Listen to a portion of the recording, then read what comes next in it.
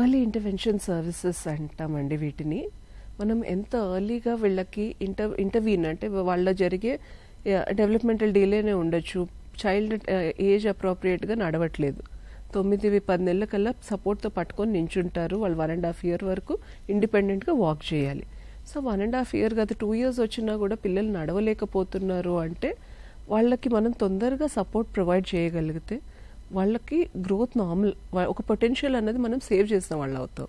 వాళ్ళు మెల్లిగా 2.5 years 3 years కూడా నడుస్తారేమో, కానీ అంతలోపల వాళ్ళ కంట్రాక్చర్స్ ఫామ్ అవ్వచ్చు, వాళ్ళ మజిల్స్ టైట్ అయిపోవచ్చు, టెండాన్స్ ఏవైతే మజిల్స్ ఇంకా బోన్స్ని జాయిన్ చేస్తే అక్కడ టైటనింగ్ ఉంటుంది. సో వాళ్ళ ఒక పొటెన్షియల్ మనం లాస్ అయిపోయినట్టే, చైల్డ్ పొటెన్షియల్ లాస్ చేసినట్టు అవుతాం.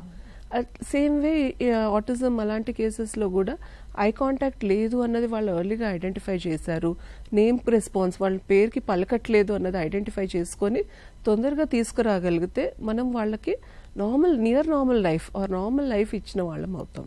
సో చాలా డిఫరెన్స్ ఉంటుందండి. ఇప్పుడు 5 yearsకి మనం ఇంటర్వ్యూన్ చేయడానికి 3 years లోపు, 3 years వరకు డయాగ్నోసిస్ రాదని చెప్పాను కదా, సో 3 years లోపు మనం ఇంటర్వ్యూన్ చేసిన దానికి చాలా డిఫరెన్స్ ఉంటుంది.